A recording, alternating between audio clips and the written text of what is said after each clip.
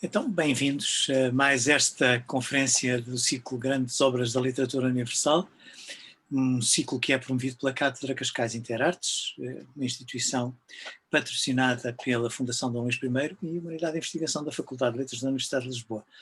Depois de termos tido a oportunidade de falar sobre várias grandes obras da literatura universal, desde Dom Quixote a obras como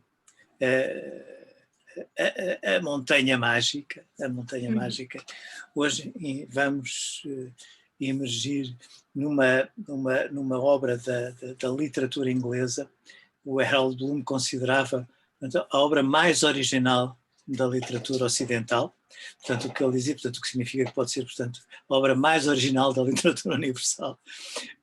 E para nos falar de Hamlet, de Shakespeare, temos uma colega da Faculdade de Letras da Universidade de Lisboa, Maria Sequeira Mendes, que é doutorada em Teoria da Literatura e leciona no meu departamento de Estudos Anglísticos, e nomeadamente nesta área. Ela é, importa dizê-lo, uma das poucas especialistas existentes sobre Shakespeare em Portugal, e já com obra publicada sobre Shakespeare, nomeadamente obras bastante recentes, as Ordálias da Interpretação. Tem mais um livro de fôlego, enfim, em preparação, outro livro no prelo, e tem também para sair na imprensa nacional no próximo ano, tanto quanto sei, um essencial sobre Hamlet. Ela é exatamente esse, portanto, o tema da sua conversa hoje, da sua conferência hoje. Como é habitual, nós iremos ter a intervenção do conferencista e depois, na fase seguinte, quem estiver interessado poderá necessariamente colocar, enfim, as questões que achar por bem fazê-lo. Eu quero agradecer à Maria a sua disponibilidade, a sua presença e sem mais, passava-lhe a palavra. Muito obrigado. Faz favor. Obrigada pela apresentação e pelo convite.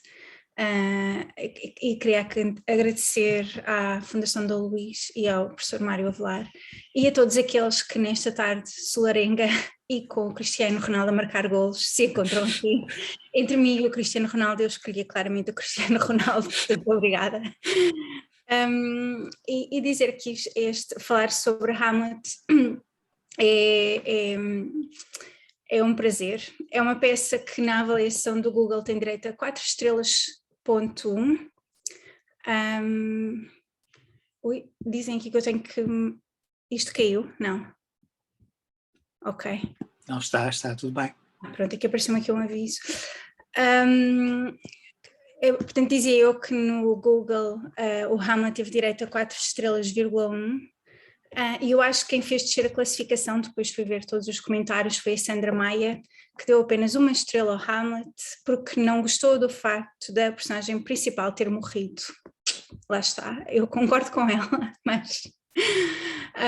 brincadeiras à parte, a verdade é que muitos anos antes do Hamlet de Shakespeare ter sido apresentado no teatro no Globe em 1600, já o Thomas Nash, em 1589, tinha parodiado Hamlets inteiros com as suas mãos cheias de discursos trágicos.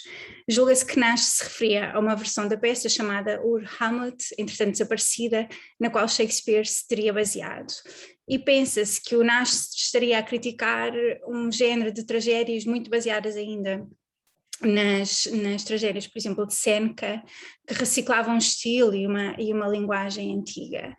A verdade é que este comentário de Nash deu origem a uma espécie de tradição crítica, e existem mais opiniões ilustres sobre Hamlet. Por exemplo, Voltaire considerava uma peça grosseira e bárbara, o fruto da imaginação de um selvagem bêbado. Eu sempre apreciei esta opinião de Voltaire. E para Hume, Shakespeare nasceu num período histórico rude e foi educado da pior maneira, sem ter recebido qualquer forma de instrução do mundo ou de livros. Tolstói, que dedicou os últimos anos da sua vida à leitura da obra completa de Shakespeare, e dedicou exatamente para conseguir provar que era o pior autor possível. E, portanto, afirma lembrar-se o espanto que leu ao ler peças como o King Lear e o Hamlet, perante as quais sentiu apenas repulsa e tédio. O T.S. Eliot, num ensaio importante, viria a considerar Hamlet o faiance artístico de Shakespeare. Ainda assim, e como é fácil imaginar, são muitos os que consideram os que encontram em Hamlet, como Harold C. Goddard, um crítico shakespeariano de quem eu gosto muito, como diria, um espelho espaçoso, no qual cada pessoa encontra o seu reflexo. E eu acho que é por isso que ler Hamlet ainda hoje é uma experiência absolutamente extraordinária. Por exemplo, a Emily Dickinson, numa carta breve, menciona como Hamlet vacilou por todos nós.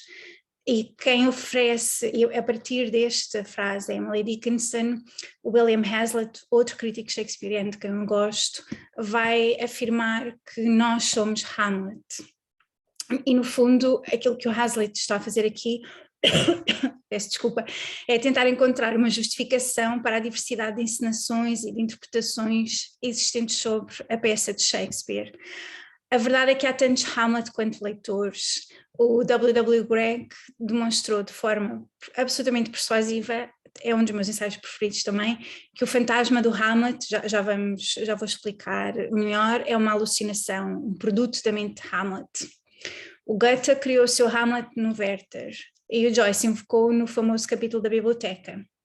A Margaret Atwood, em Gertrude Talks Back, reescreve a cena do quarto entre a mãe de Hamlet e Hamlet, em que afinal quem assassinou foi a mãe de Hamlet e não o seu padrasto. Sabemos algumas coisas sobre a peça. Sabemos que Hamlet denomina o príncipe da Dinamarca e o seu pai, o rei Hamlet, e portanto o título da peça aponta para estas duas personagens. De um ponto de vista histórico, sabemos que o Shakespeare teve em 1585 dois gêmeos, a quem chamou Hamnet e Judith. E sabemos que o Hamnet morreu em Stratford-upon-Avon quando tinha apenas 11 anos. Também sabemos que quando Shakespeare tinha 16 anos, uma rapariga, a Catherine Hamlet, se afogou ao pé de Stratford, o que depois vai fazer lembrar a morte da Ofélia. John Shakespeare, pai do dramaturgo, morreu a 7 de setembro de 1601 e Hamlet terá sido escrita entre 1599 e 1601. Na peça, pai e filho têm o mesmo nome, pelo que os críticos tiveram alguma tendência para ler a peça segundo a biografia de Shakespeare e tentaram encontrar nela uma espécie de referência à perda, ao desaparecimento do filho e ao luto pelo seu pai. Todavia, a Margareta de Grazia, outra crítica shakespeariana, naquele que talvez é o melhor livro escrito recentemente sobre a peça, chamado Hamlet Without Hamlet, vai demonstrar que um Hamlet também é um grupo de casas numa aldeia no campo, particularmente uma aldeia sem uma igreja, ou os habitantes desse, ou denomina os habitantes desse Hamlet. Portanto, a Margareta de Grazia demonstra que, ao contrário das leituras da peça, realizadas a partir do século XIX e que privilegiaram a figura romântica de Hamlet, os monólogos e a ideia de desenvolvimento da consciência, de que Bloom fala tanto, que na verdade Hamlet foi considerado durante muito tempo uma peça sobre sucessão, sobre aquilo que acontece quando o reinado de alguém, o Hamlet, é usurpado. Julga-se que Hamlet é, depois da Bíblia, a obra sobre a qual mais escreveu. E eu lembro-me uma vez, na biblioteca em Harvard, há assim uma secção enorme que são corredores e corredores e corredores, e eu lembro-me de ter perguntado onde é que estavam os livros sobre Hamlet, e eles disseram, não, é isto tudo, e portanto eram 2 salas, e aí, portanto, eu percebi tristemente, não é, que por muito, mesmo que eu vivesse até, não sei, tivesse 2 vidas, nunca conseguiria ler a crítica toda sobre a peça. E isso é um ponto interessante, não é? Por um lado, porque eu acho que os melhores críticos são os críticos shakespearianos. Não quero dizer mal das outras literaturas, não é isso que está em causa, mas na verdade sobre a Hamlet, por exemplo, toda a gente escreveu, desde Freud, a Goethe, a Hegel, a Marx no Capital, até críticos que são especialistas, não são conhecidos do grande público, como A.C. Bradley ou William Hazlitt ou Goddard, que eu falei há bocado, mas que na verdade têm uma fineza na análise das passagens e conseguem mostrar-nos que um verso tem 20 sentidos diferentes e, portanto, na verdade, alargam em muito a possibilidade de leitura das peças. Portanto, se existe um Hamlet para cada pessoa, o Hamlet que eu hoje vos apresento aqui é o meu. E portanto, eu vou-vos apresentar aquilo que eu leio no Hamlet, sendo que ao longo dos anos, o tipo de coisas que eu encontro em Hamlet muda, inevitavelmente, como acontece com qualquer grande livro, mas em particular com este.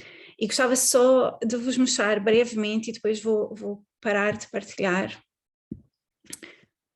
Mas estes, por exemplo, não é? Aqui temos 3 grandes atores que fazem de Hamlet, o Hamlet do Laurence Olivier, o Hamlet do Kunitzev e o Hamlet do Utopia Teatro, numa encenação que foi feita no Globo e na qual o Hamlet nunca se levanta, portanto está sentado durante toda a duração da peça, e que é impressionante.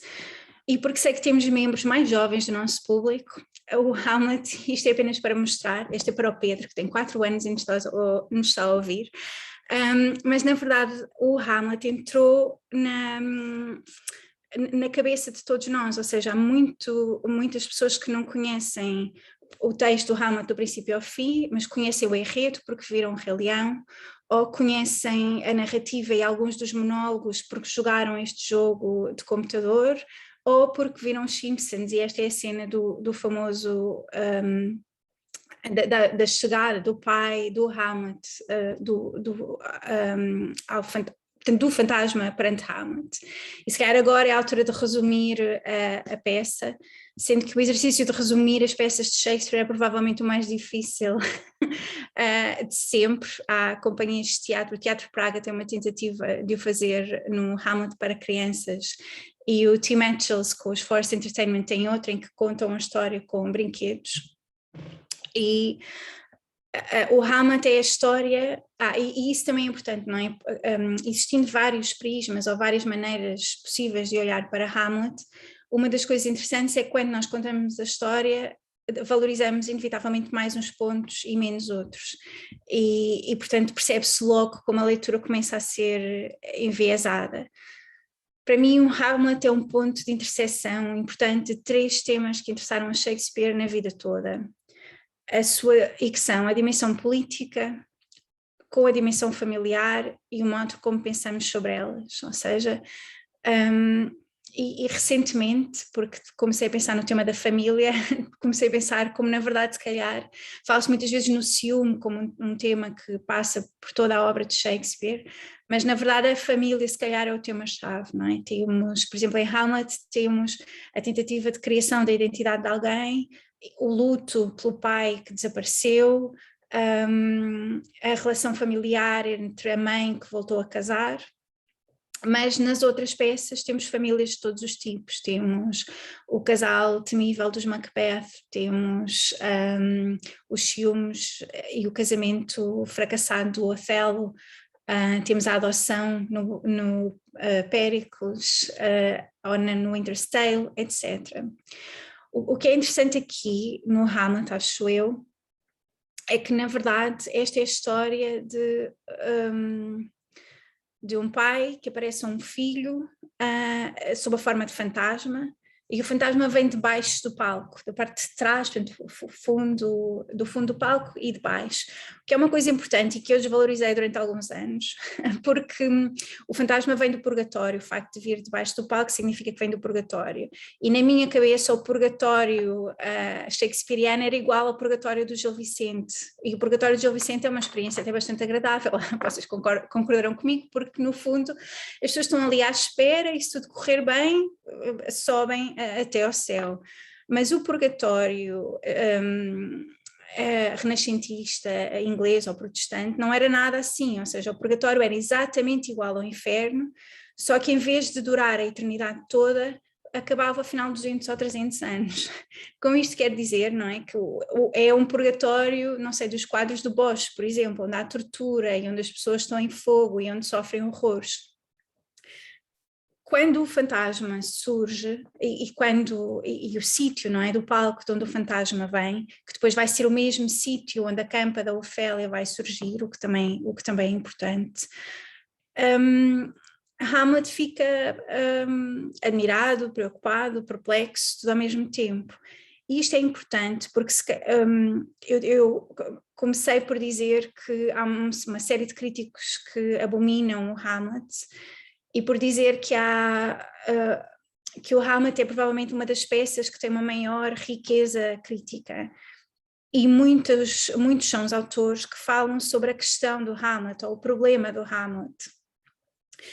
E para os quais o problema do Hamlet é a sua procrastinação, a sua hesitação, o facto de, e agora vou voltar portanto, aparece um fantasma, o fantasma diz a Hamlet, eu fui assassinado, já vamos ver melhor, mas foi assassinado pelo ouvido, quem me matou foi o teu tio, Clórias, que agora casou com a tua mãe. E agora toda a Dinamarca está corrompida.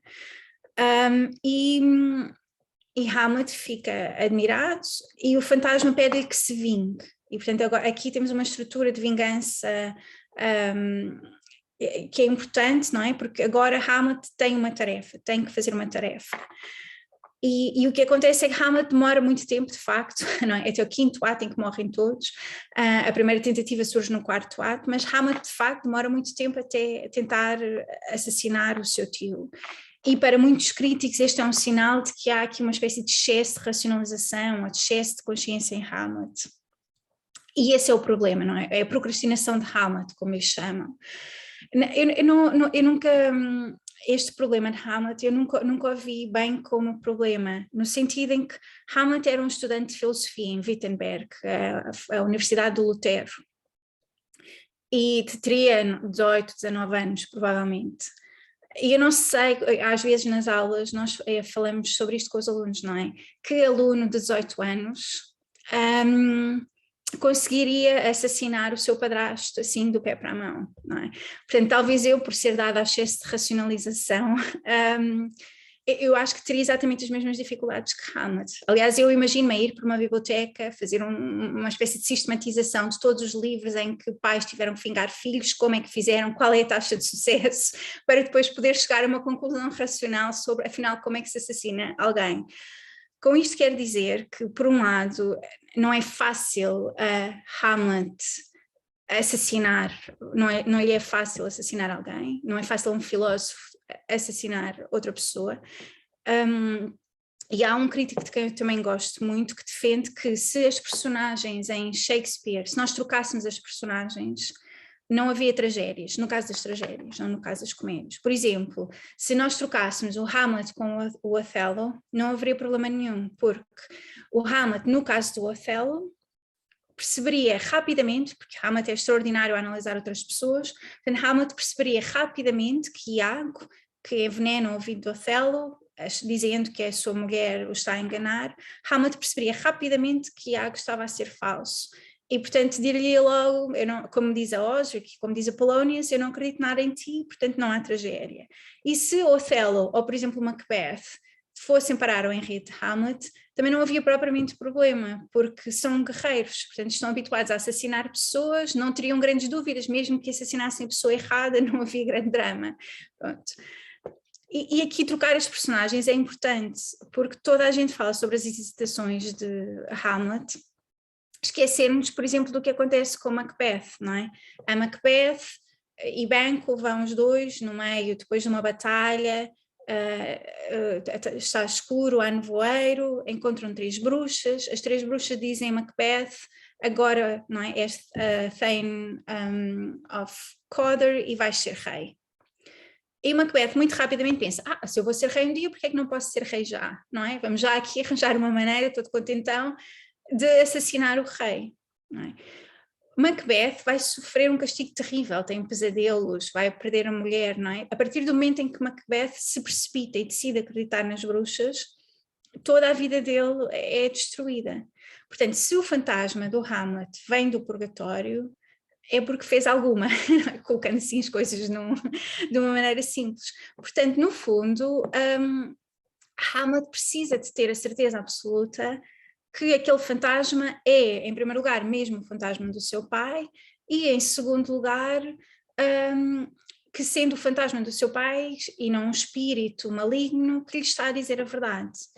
E portanto a mim parece-me, sem querer simplificar questões que são difíceis, sempre me pareceu que uma das coisas mais importantes na peça e talvez mais difícil é a necessidade de Hamlet, que Hamlet tem de testar as palavras do fantasma, não é? E de observar todos aqueles que estão à sua volta, de maneira a perceber, afinal, não é? Se Cláudia se assassinou ou não o seu pai. E é isso que lhe vai levar tempo, acho eu. Também é importante esta dificuldade que Hamlet vai sentir, de repente, num ambiente de corte, em tentar perceber se, no fundo, aquilo, de que maneira que aquilo que cada personagem diz, se é ou não adequado, ou seja, de que maneira que cada personagem está ou não a dizer a verdade. E Hamlet olha à volta, e esta também é uma peça sobre a amizade, não é? Sobre a amizade verdadeira de Horatio e a amizade absolutamente falsa de Rosencrantz e Guildenstern. Dos dois amigos de Hamlet que são enviados pelo rei. Portanto, no fundo, Hamlet precisa de saber se as pessoas à sua volta estão a dizer a verdade, precisa de saber se a sua mãe sabia ou não é? Se estava dentro do enredo, precisa de saber se Ofélia, portanto, Hamlet gosta de Ofélia, filha de Polonius, e Ofélia gosta de Hamlet, mas um crítico chamado Dover Wilson defende que Hamlet estaria portanto, no fundo do palco, no momento em que Ofélia tem uma conversa com o rei e com Polonius, e em que eles lhe pedem a Ofélia que descubra exatamente o que é que se passa com Hamlet. Qual é o problema? Porque é que Hamlet está assim? Segundo Dover Wilson, Hamlet ouve aquilo que eles lhe estão a dizer e a partir desse momento passa a tratar Ofélia de uma forma horrível até ao final da peça. E é uma explicação plausível, de facto, não há uma entrada de cena escrita, portanto não temos a certeza, mas para pessoas que vão ao teatro e que veem a peça, o Peter Brook, por exemplo, encena a peça assim. Creio eu que é por Hamlet ter esta dificuldade, não é, de perceber quem é que se encontra à sua volta, que a peça começa precisamente com o verso, entretanto tornado famoso, Who's there? Quem vive, na tradução de António Feijó. E este que é o primeiro verso da peça, não é? No meio, à noite, é uma pergunta de Bernardo, um dos guardas, e tem sido notado por melhores críticos que eu, que este verso anuncia as questões epistemológicas da peça.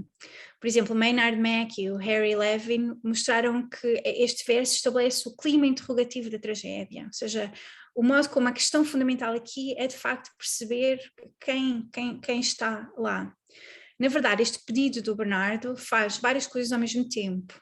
Pede às personagens no palco que se identifiquem, para que o público no teatro saiba quem são, chama a atenção para a presença de dois mundos na peça, um que é habitado por humanos e outro por fantasmas, e talvez mais importante ainda, trata da natureza do ser ou de ser em Shakespeare. A resposta de Francisco, vigia de guarda, ele vai responder a Bernardo, que acaba de chegar, sem explicar quem é, dizendo-lhe: descobre-te e apresenta-te, stand and unfold yourself.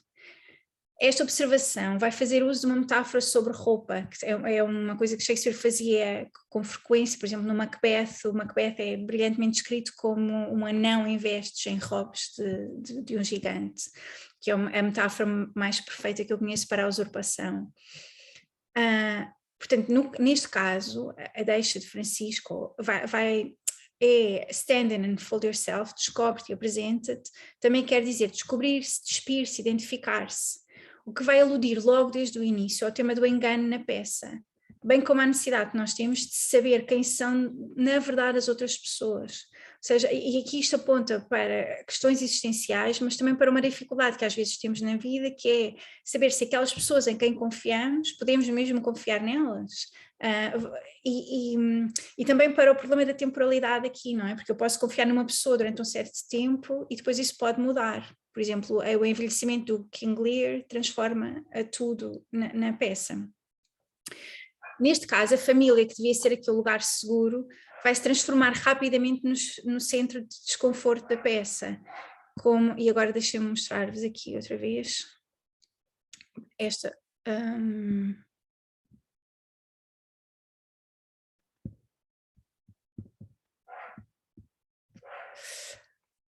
Eu não preciso de... Now Hamlet here, it is given out that sleeping in my orchard, a serpent stung me. So the whole ear of Denmark is by a forged process of my death frankly abused. But now, thou noble youth, the serpent that did sting thy father's life, now wears his crown. E vou só mostrar a próxima. Go, pity me not, but lend thy serious hearing to what I shall unfold. Hamlet, speak, I am bound to hear. So art thou to revenge when thou shalt hear. What? Perguntou Hamlet. Estes versos são importantes por vários motivos, não é? Portanto, a serpente que agora usa a coroa, depois de ter picado o rei Hamlet, é Clorias, o irmão do pai de Hamlet.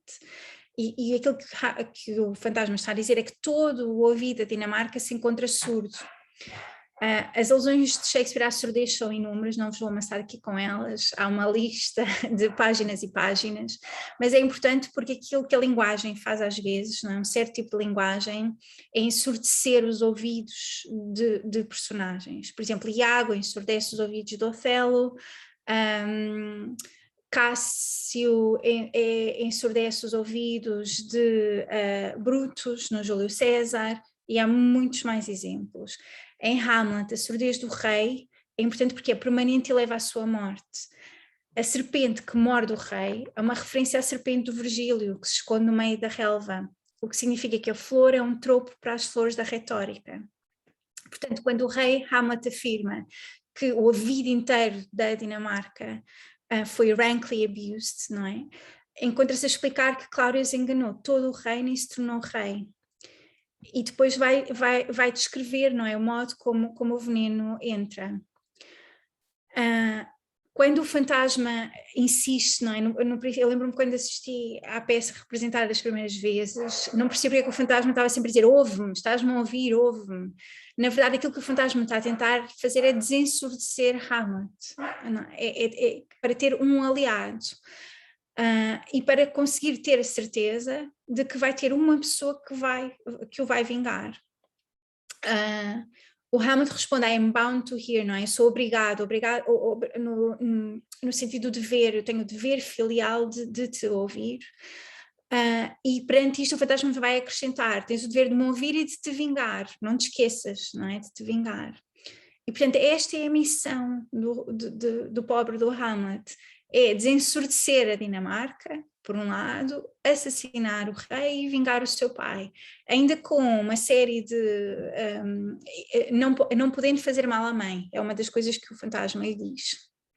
Portanto, o que vai acontecer é que Hamlet vai precisar de um plano, não é? Em algumas versões antigas da peça, das fontes em que Hamlet se baseava, o Hamlet também era um fulo, um bobo, um tolo. E é interessante que Shakespeare, aquilo que vai fazer o Hamlet vai ter um método, não é? There's method in this madness, vai dizer o Polonius a certa altura. O que Hamlet vai fazer é, se eles perceberem que eu quero assassinar o rei, eu sou assassinado rapidamente. E, portanto, a única coisa que eu posso fazer é eu vou fingir que estou louco, não é? Louco de melancolia, louco de luto pela morte do meu pai, até conseguir descobrir se ele foi ou não mesmo assassinado e se o fantasma tinha razão. E deste ponto de vista, há críticos que defendem que o Hamlet é a primeira, críticos que trabalham sobretudo em lei e literatura, mas que defendem que, do ponto de vista da lei, o Hamlet é o primeiro detetive da história, porque é o primeiro que tem que fazer esta coisa, que é encontrar provas, não é? No sentido legal do termo, não é? Provas que não são circunstanciais, provas objetivas de que o seu pai foi assassinado. O método de Hamlet vai ser invulgar, não é? Hamlet vai passar 1 ou 2 atos sem saber muito bem o que fazer, e antes de um desses atos, num profundo desespero, e se calhar aqui posso partilhar outra vez, porque falar sobre Hamlet e não falar sobre o to be or not to be seria uma heresia. E vamos ouvir só o to be or not to be? Ui.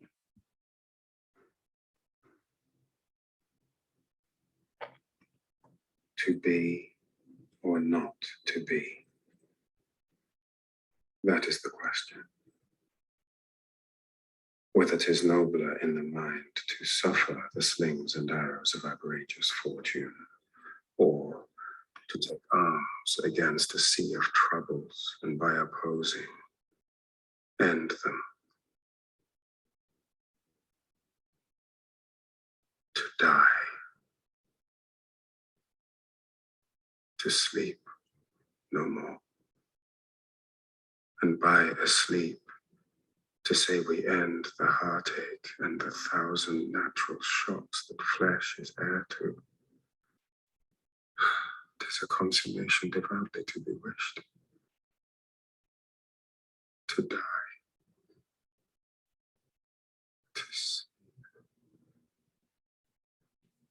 To sleep, perchance to dream. Aye. There's the rub. For in that sleep of death, what dreams may come when we have shuffled off this mortal coil must give us pause. There's the respect that makes calamity of so long life. For who would bear the whips and scorns of time, the oppressor's wrong, the proud man's contumely, the pangs of despised love, the law's delay, the insolence of office, and the spurns that patient merit of the unworthy takes, when he himself might his quietus make with a bare bodkin? Who would fardels bear to grunt and sweat under a weary life, but that the dread of something after death, the undiscovered country from whose bourne no traveller returns, puzzles the will, and makes us rather bear those ills we have than fly to others that we know not of.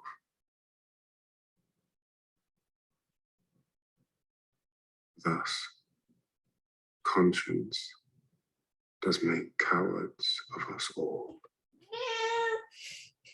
And thus the native hue of resolution is sicklied over with the pale cast of thought.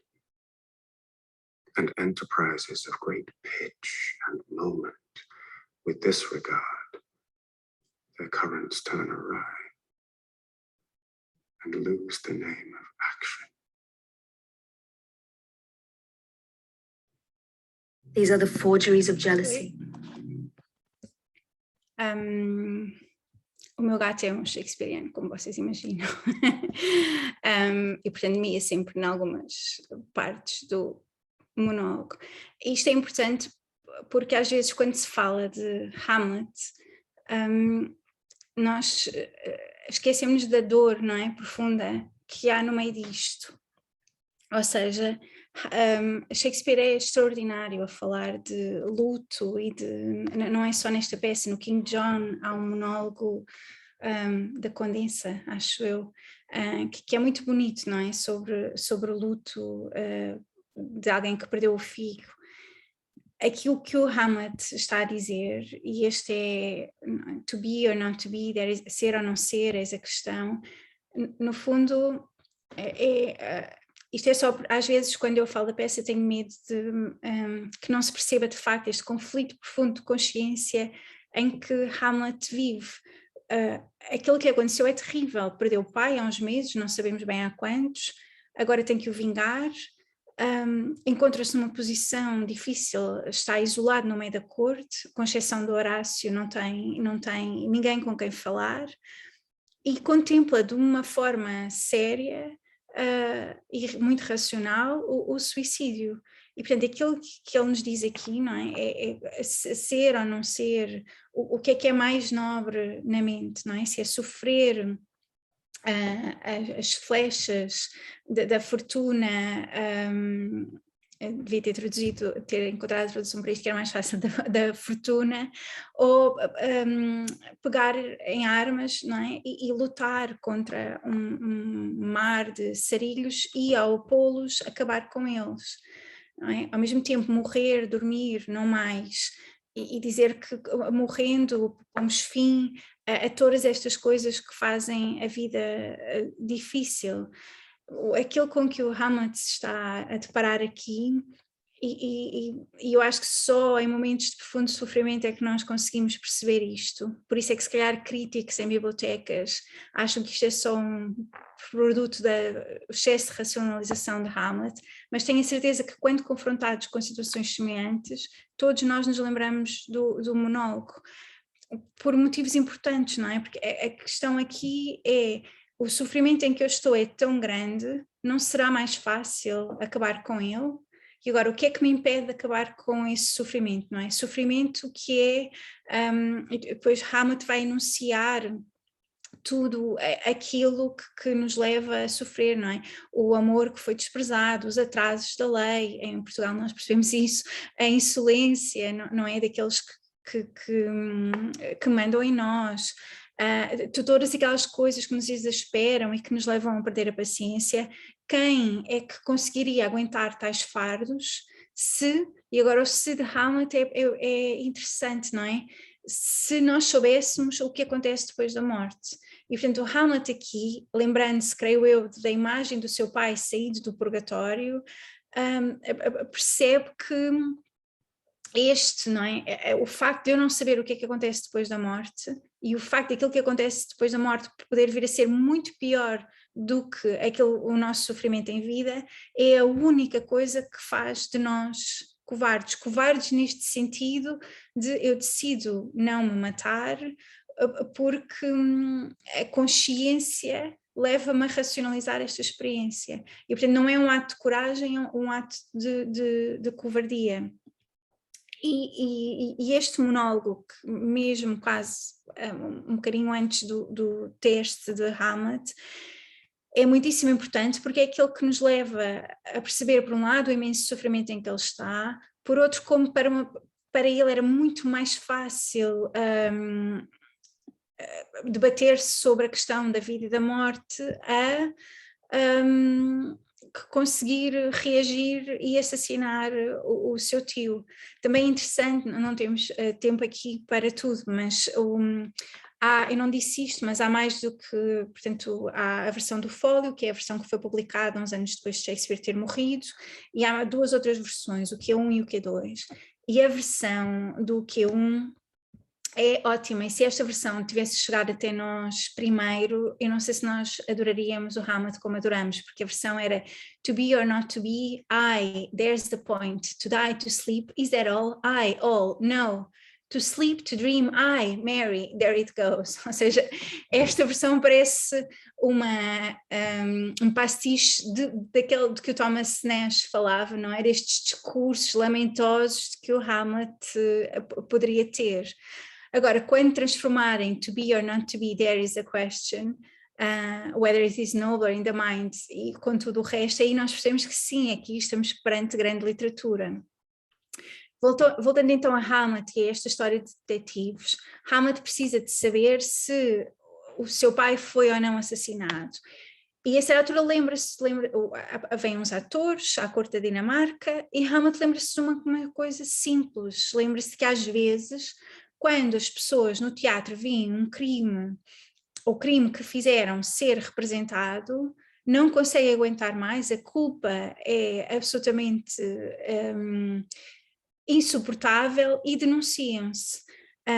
Aos nossos olhos a experiência parece caricata, aos olhos da altura nem por isso, porque por exemplo no Hardam of Farvashan, outra peça anónima da altura, há uma mulher que está em tribunal, tem uma rosa branca, ela pensa-se que se terá assassinado o marido, e quando ela vai jurar que não, a rosa fica vermelha. E toda a gente percebe, claro, que é um ato divino e que ela foi culpada. Portanto, Hamlet tem esta referência e tem outras no A Warning for Fair Woman, que o Shakespeare também vai roubar uns bocadinhos, também há uma referência parecida. Há uma mulher que vê o seu crime representado em teatro, não aguenta e confessa. Isto também é importante porque, reparem, o Hamlet quer uma prova inequívoca, ele precisa ter a certeza que o Claudius vai reagir. E Hamlet sabe que Claudius é um diplomata, não é? É um político, e todos nós sabemos como é difícil levar políticos a dizer a verdade. Não todos os políticos, não quero aqui dizer mal toda a classe, alguns políticos. Portanto, aquilo que o Hamlet vai fazer é imaginar um plano em que pede aos atores para representarem uma peça que vai chamar A Ratoeira, e tem esperança, na qual ele vai pedir para se inserir uns versos, e tem esperança que Claudius reaja. Antes da peça ser representada vai haver uma pantomima, perante a qual Claudius não reage. Isto de origem é muita confusão crítica, mas não vale a pena entrarmos por aí hoje. É só importante saber que, de facto, a meio da representação, Claudius começa a ficar, a rainha depois descreve como ele tem de ficar todo vermelho, de raiva, levanta-se, interrompe a ação. Hamlet olha para o Horatio e diz: tudo, já sabemos aquilo que precisávamos. Na verdade, ele é culpado. Pronto. Aí Hamlet tem a sua oportunidade de ouro, porque encontra Claudius a rezar, mas percebe que se o assassinar naquele momento, lá está, novamente, Hamlet poderá ir parar ao inferno e, portanto, hesita novamente. A crítica não perdoa, eu percebo, o inferno é uma perspectiva aterradora. O que acontece aqui? A rejeição, fazendo assim rapidamente, Hamlet acaba por matar Polonius porque pensa que Polonius é Claudius. Ofélia sabe que Hamlet assassinou seu pai e pensa-se que Ofélia entra em loucura e acaba por morrer. Laertes vem, ao contrário, aqui Laertes é o contraponto importante para Hamlet, porque aquilo que ele acaba por fazer é o meu pai e a minha irmã morreram, agora eu vou vingá-los, não é? Portanto, é um homem de ação, lá está, muito mais decidido do que Hamlet alguma vez foi. E o rei vai imaginar um duelo, e este é mesmo importante porque entre a ratoeira e o duelo são quase enredos de vingança simétricos. Portanto, em que Laertes e Hamlet lutam. Antes disto é só importante dizer não há tempo para muito, mas é importante salvar a honra de Ofélia, porque Ofélia nas encenações, em geral, é quase sempre retratada como uma criança incapaz, que foi dominada por estas figuras masculinas na vida dela, mas Ofélia é a personagem mais corajosa da peça, quanto a mim. E a prova disso é que a Ofélia é uma cena em que, já louca, pensa-se, vem ter com o rei, com a rainha, e oferece flores. E essas flores, o segredo está nas flores, não é? Porque as flores são colombinas e funcho. Há mais, mas estas duas são as principais. E as pessoas esquecem-se sempre, não é? Que aquilo que ela está a dizer, ela está a acusar o rei e a rainha, portanto, Ofélia percebe aquilo que acontece e está a acusá-los. E, portanto, quando ela diz que há as colombinas são para o adultério masculino e para o engano, a traição, e o funcho é a flor da lisonja. E reparem como ela é corajosa para conseguir, à frente de toda a gente, não é, dizer ao rei e à rainha, ela consegue fazer mais que Hamlet deste ponto de vista, não é? Porque de uma forma direta ela diz: eu sei o que vocês fizeram, não é? Portanto, está aqui, oferece o Rosemary também, flores da lembrança, não é? Lembrança do rei Hamlet, o rei que faleceu, e portanto ela consegue-lhes dizer isto tudo, e é a única personagem na peça que o faz, e ainda assim é sempre representada como uma taralhoca, é muito injusto.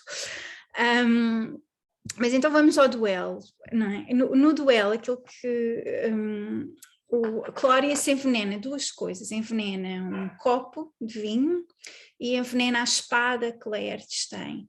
E isto também é importante porque Claudius vai fazer batota, ou seja, ninguém estava à espera que ele fosse, não é, ter uma vingança honrada. Mas é importante porque o copo de vinho aparece noutras peças, aparece no Conto de Inverno e aparece no Gorboduc, que é uma das fontes do Rei Lear. E é quase sempre o símbolo, tal como o funcho, da lisonja. E, portanto, matar alguém com veneno, eu não disse isto no início, mas é importante saber que provavelmente é a morte, era a pior morte no Renascimento, ou seja, era uma morte cruel, eram os piores crimes iam para as mortes por envenenamento. Isto demonstra, por exemplo, a falta de escrúpulos de Clórias, mas também a maneira como ele não está, como ele se quer vingar de Hamlet definitivamente.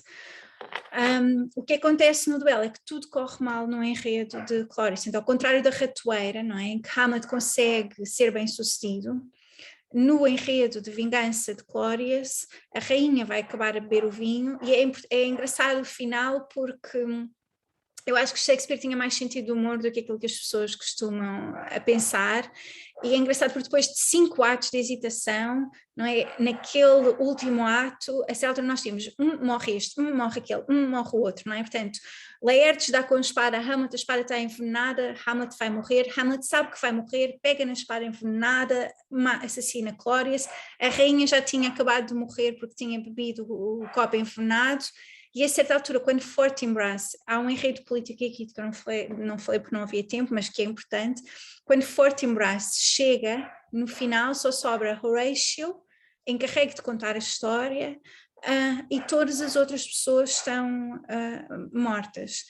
E isto, se calhar, só para acabar, antes mesmo do final, Hamlet está a conversar com Horatio, quando Osric lhe vem dizer que o rei o convidou para vir... para vir fazer um duelo com Laertes, e o Horatio diz, é melhor não, porque ele está em muito melhor forma que tu, até a rainha disse que tu estás mais gordinha e tudo, não treinas há imenso tempo, portanto Horatio dizia, é melhor teres cuidado. E Hamlet vai responder, there's special providence in the fall of a sparrow, há divina providência na queda de um pardal.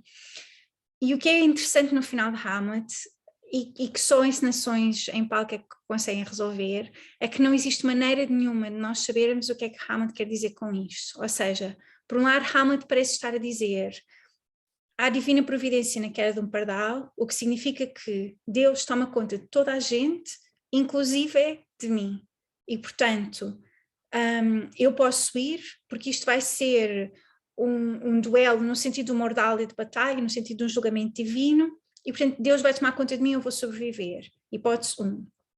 Ou hipótese 2, a mais provável, há a divina providência na queda de um pardal, no sentido de eu sou culpado, não é? Deus sabe que eu sou culpado de uma forma indireta, mas sou culpado porque esta gente toda morreu, Ofélia morreu, Polonius morreu, não consegui vingar o meu pai, portanto estamos nesta situação por minha causa, e portanto Deus vai fazer justiça no duelo final. E uma forma, e portanto aqui nós temos uma escolha interpretativa interessante, não é? Ou temos um Hamlet resignado a entrar para o duelo, ou temos um Hamlet eufórico a achar que vai conseguir. Independentemente da escolha, é interessante saber que se pensarmos que há aqui uma espécie de juízo final, não é? Percebemos que todos são culpados, ou seja, no final do Hamlet não existem propriamente inocentes, a não ser Horatio, que conta a história. E portanto a resposta à pergunta who's there acaba por é quase como se o duelo servisse ou tivesse o objetivo de apresentar duas versões contraditórias sobre a justiça e sobre a divina providência. E portanto aquilo que o duelo faz é de propósito evitar dar uma resposta para aquela pergunta do início, who's there, quem vive, não é? E no final ninguém vive, e é isso. Muito obrigado, Maria. Independentemente das pessoas poderem intervir, pegando exatamente nesta última questão, é interessante, no fundo, quase que esta espécie de confronto entre uma certa modernidade e ao mesmo tempo também ainda quase que um pé no passado ainda, não é? Entre um certo determinismo, não é verdade? Esta questão do Sparrow, portanto, entre esse tipo de determinismo, sei lá, no Júlio César o Júlio César é todo, sendo também uma peça enfim, com uma carga política muito óbvia, muito evidente, mas no entanto toda aquela dimensão cósmica, quase que medieval, etc., ainda enfim, é uma presença absolutamente constante.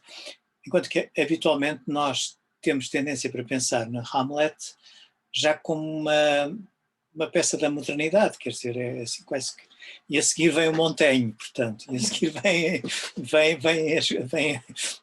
portanto, há toda uma dimensão ontológica em Shakespeare que aponta para a modernidade, mas ao mesmo tempo também há esse pé ainda no passado, e ao mesmo tempo, digamos que a intriga, em certa medida, parece que está ela própria a demonstrar que, enfim, que o passado tem de facto, essa tradição tem uma certa coerência.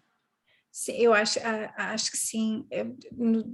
Durante muito tempo, críticos como Keith Thomas defendiam que o Renascimento, não é, sendo a altura de um regresso, ou se calhar do início da ciência, de um pensamento mais racional, etc., mais filosófico, menos primitivo, não é? Menos pertencente à Idade das Trevas, como se dizia antigamente em relação à Idade Média, e que isso seria, Hamlet ou Shakespeare seria o exemplo disso. Na verdade é exatamente como diz, não é? Crenças absolutamente contraditórias e que são exclusivas, não é? Que se excluem, coexistem ao mesmo tempo.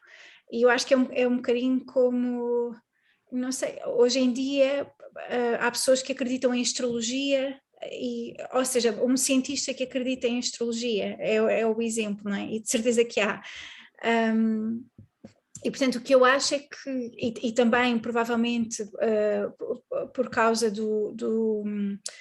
da mudança religiosa em Inglaterra nesta altura, que deixou toda a gente confusa, não é? Agora somos católicos, agora somos protestantes, agora somos católicos durante um bocadinho, agora somos protestantes outra vez. Tenho a sensação que já ninguém sabia muito bem o que era, e portanto estas crenças contraditórias estão sempre a aparecer. E Júlio César de facto é um bom exemplo, no Ricardo III também surge. E eu acho que é possível defender de facto que aquilo que acontece é como se isto fosse prova-se que se calhar o rei Hamlet tinha, isto já seria uma ideia, não é? Mas que o rei teria usurpado a terra do pai do Fortinbras, e portanto aquilo que acontece no final é que há aqui uma espécie de castigo divino e tudo regressa a Fortinbras outra vez.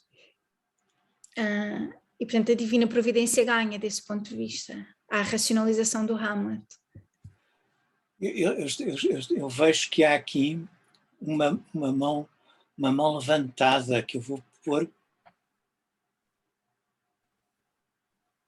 mas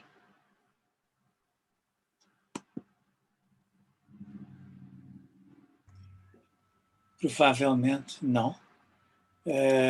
Eu acho que já está ativada. Já está, já.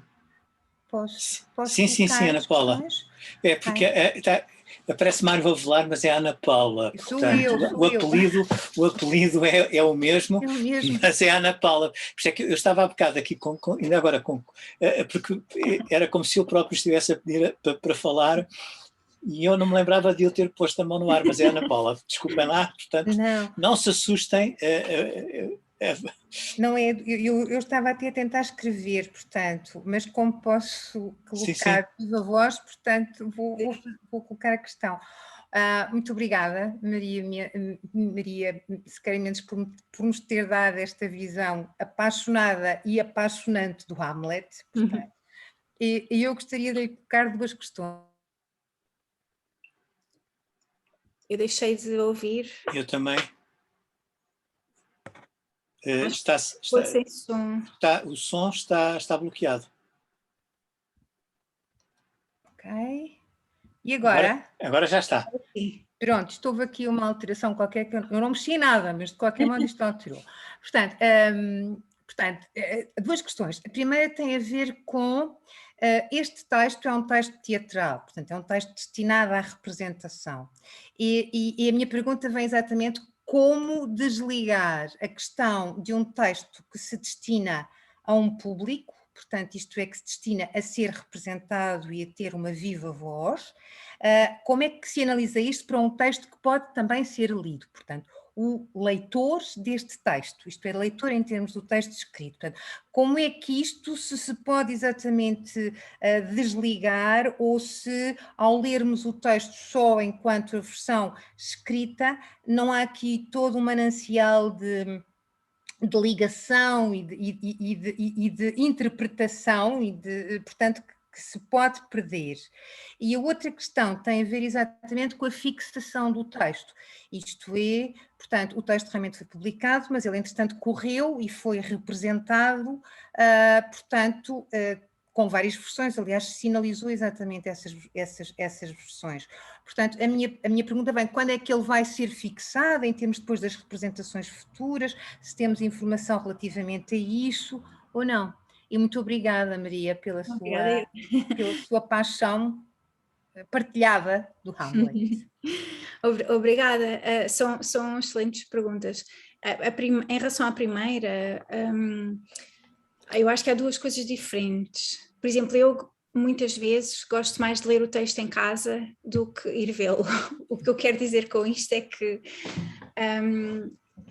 é muito difícil fazer um bom Hamlet, acho eu, não é? Um Hamlet parecido com aquele que eu imaginei, mas na verdade este é um texto que foi feito para ser representado e que eu acho que às vezes que as pessoas que só o leem e portanto que não o vão ver, às vezes chegam a conclusões que acham muito interessantes, mas que na verdade são banalidades para quem vê o texto em palco. E dou um exemplo, o Moretti portanto, é um autor que tem uma coisa chamada Stanford Lab, e aquilo que ele faz é põe os textos no computador, Dickens, Shakespeare, etc., e depois o computador faz uma análise das relações entre personagens ou textuais que surgem. E lembro-me que uma das conclusões incríveis a que ele chega é que há duas personagens, já não sei dizer quais, que nunca se cruzam em palco. E eu lembro-me quando li aquilo pensei, na verdade, quem vê a personagem em palco muitas vezes, basta ver um caderno de direção de cena para perceber exatamente isso, ou seja, não é preciso colocar a peça no computador e ver lá assim. Portanto, por um lado, e apesar de ser de facto difícil fazer um bom Shakespeare, é vendo o texto que eu acho que nós o percebemos melhor, porque de facto há coisas que só são resolvidas em palco, e ouvir os atores ajuda sempre. Eu acho que são muito mais pragmáticos às vezes do que nós críticos a ouvi-lo. E a segunda era... A segunda tinha a ver com a fixação do texto. Essa também é apaixonante essa pergunta, porque na verdade não existe. Há um autor chamado Stephen Orgel que vai defender que não existe, não é? Nós não conseguimos voltar atrás e saber qual era o texto do Shakespeare. Aliás, se houvesse uma máquina do tempo, às vezes eu penso que gostava de voltar atrás, de ir conhecer o Shakespeare e de ver o primeiro Hamlet ser representado, e depois penso logo que era melhor não, porque de certeza não é que ia ser, porque o texto é muito difícil hoje em dia, o texto foi reescrito, foi hiper anotado. Antigamente falava-se do Q1 e do Q2 como versões corrompidas. Hoje em dia sabe-se que não era bem assim, não é? Pensava-se que os atores que decoravam mal as coisas tinham a apresentar aquelas versões. É muito difícil saber qual é o texto, não existe. Eu acho que a melhor maneira de olhar para isto, e às vezes quando são aulas mais de crítica textual, é possível brincar com estas coisas e perceber que é um exercício quase de ficção científica, saber qual era o Hamlet verdadeiro. Mas isso também é engraçado. Não, isso ajuda-nos por causa das questões exatamente da própria construção dos próprios perfis de algumas personagens, que muitas vezes têm a ver com pequenas nuances, não é? Uhum. Obrigada. Sim. Obrigada eu. Eu não sei se a Maria reparou, mas há aqui uma questão da Cláudia Fischer. Não Está vi. nas perguntas e respostas. Ok. Obrigada, Cláudia. Portanto, já está a ver. Através da ficção.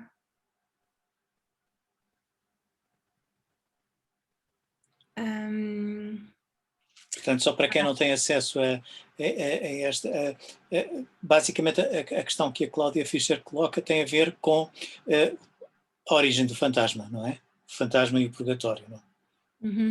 Sim, portanto, em primeiro lugar, em relação à ficção da peça de teatro e ao fingir da loucura, se encontra mesmo a verdade, há quem ache que não. Por exemplo, o W.W. Greg acha que o fantasma é uma ilusão, tem este texto chamado Hammond's Hallucination, em que defende que o fantasma nunca existiu, que é um produto da loucura ou da melancolia de Hamlet, que Hamlet imaginou tudo aquilo e depois isso dá origem a uma série de consequências na peça. E é uma história bonita porque o Dover Wilson, que é outro crítico, na Segunda Guerra Mundial ele fazia a contagem das armas e ia de comboio, leu o texto do W.W. Greg e decidiu que era o texto mais genial que ele tinha lido sobre Shakespeare, mas que estava absolutamente errado e que então ele queria passar o resto da vida só a provar que o W. Greg estava errado. E de facto passou e acabou por ser um dos editores, não é? Há uma edição chamada Dover Wilson e tudo, e ele levou décadas até conseguir escrever o texto em que provava que não, Hamlet tinha mesmo visto o fantasma. Portanto, eu não sei, eu acho que Hamlet finge loucura, até porque há uma conversa com o Rosencrantz e o Guildenstern em que eles tentam explicar que não está mesmo louco, eles é que não são propriamente espertos, portanto não conseguem chegar lá. Eu acho que o fingimento da loucura é útil para que Claudius fique um bocadinho sem saber o que é que acontece ali com Hamlet. Se encontra mesmo a verdade, eu acho que sim, no sentido em que depois a confissão de Claudius prova que de facto ele tinha sido culpado. Porque é que eu acho que o fantasma vem do purgatório? Porque o fantasma diz, eu agora não sei o verso de cor, mas o fantasma diz, porque de facto é verdade que debaixo do palco ele podia vir ou do purgatório ou do inferno, mas ele explica. E se o fantasma depois causa as mortes todas? Eu acho sempre que a questão da morte no final da tragédia, por um lado acho que tem a ver com esta ordem divina que é reposta no final, mas a mim parece-me também que eu gosto desta ideia de que às vezes gosto desta coisa que o Shakespeare faz com as personagens, que é ele dá-lhes a única tarefa que elas nunca seriam capazes de fazer, e isso leva à tragédia. Eu às vezes encontro isso na vida também, não é? Há coisas que para outras pessoas resolveriam tão bem, não é? E de uma forma tão fácil e não lhes custava nada, e quando somos nós a ter que lidar com esses mesmos dilemas, em nós causa-nos uma angústia terrível, porque são os únicos que nós não somos capazes de resolver. E para mim a tragédia shakespeariana é um bocadinho isso, é dar a uma pessoa a única coisa que ela não é capaz de fazer e vê-la falhar absolutamente de uma forma horrível até ao final. Não sei se respondi, mas obrigada.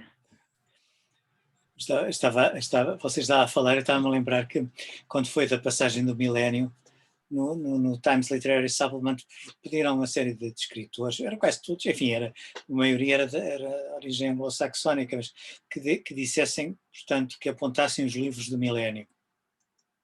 E as conclusões iam, os livros eram quase sempre três, portanto, a versão da Bíblia, a chamada versão do Rei Jaime, a origem e evolução das espécies. Depois eu acho piada porque a terceira era as obras completas do Shakespeare. Portanto, é muito engraçado porque portanto, não era o Hamlet, não era o Othello, portanto, não, é as obras completas do Shakespeare.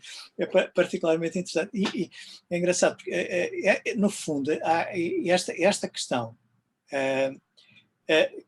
que se coloca logo no princípio da peça. E nós ainda hoje vivemos um pouco sobre esta questão. Eu estava a ouvi-lo e estava a lembrei-me de repente de um filme de Romer, que é com o Fabrice Lucchini, em que ele faz de professor, uma trama muito engraçada, e começa sempre por "e se?".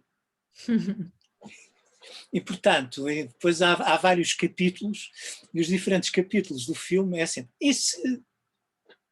E a partir do "e se", enfim, a narrativa vai... Se Portanto, construir. exatamente, portanto, e coisas que podem ser à partida perfeitamente banais, portanto, o que voltamos à questão do Sparrow, portanto, este velho conflito entre o destino e o acaso, e que nós muitas das vezes julgamos que parece que estar resolvido, e e depois a realidade manda-nos com o Covid-19 e nós ficamos a pensar, portanto, e parece que voltamos sempre atrás.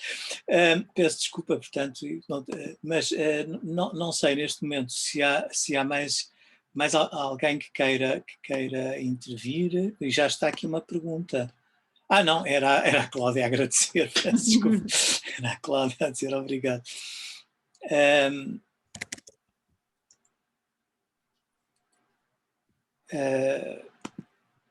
Não havendo, eu já agora era só uma última questão que tem a ver com o próprio Hamlet no cinema. Porque eu esqueço-me sempre do nome do realizador, era um realizador soviético, mas há aquela que eu penso que é, aliás, uma das fotografias que pôs no início. O Kunitsev. Exatamente. Que é muito interessante, porque ele pega numa pequena informação que aparece na didascália logo no início, que fala na questão do mar, que se ouve barulho, e ele expande isso, né, aquele momento inicial, com as rochas, com o mar. É de facto impressionante como, enfim, no fundo, um pequeno detalhe. Depois acaba por... Vamos mostrar, querem? Eu acho que consigo. Se pode. Se tiverem tempo. Este é o do Olivier. E este era o... Exato, lá está. Se calhar eu abro o primeiro e depois... Assim já dá. Eu gosto, eu acho que é um dos meus To Be or Not To Be preferido, porque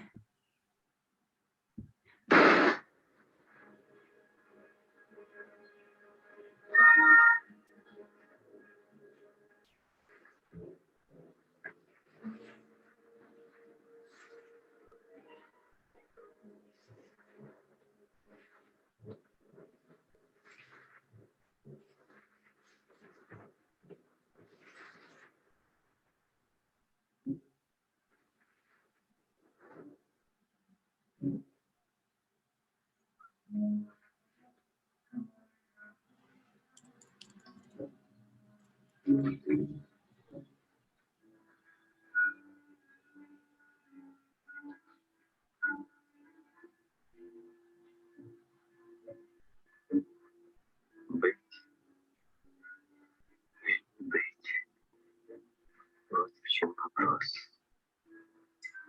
Достойно смиряться под ударами судьбы. Не надо оказать сопротивление. Их смертные схватки с целым морем бед. Покончить с ним.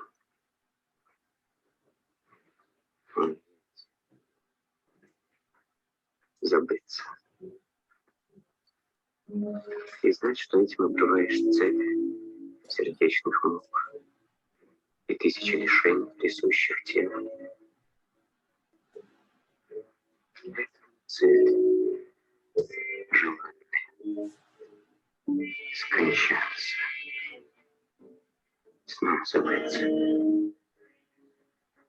уснуть и видеть сны.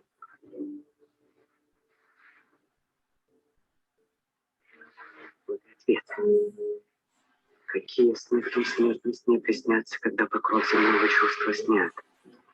Вот в чем разгар. Вот что удлиняет несчастьем нашим жизни столько лет.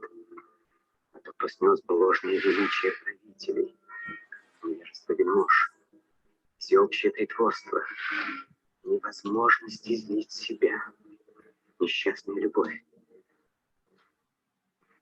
и призрачность заслуг в глазах ничтожества.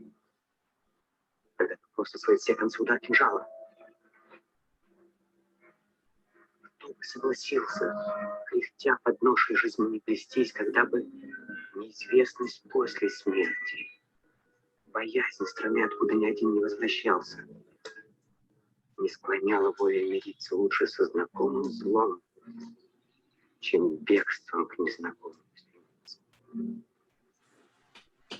Так малодушничает наша мысль, и вянет цветок решимость наша, в бесплодье умственного тупика. Так погибает замыслы с размахом, вначале обещавший успех от долгих отлагательств. Надо.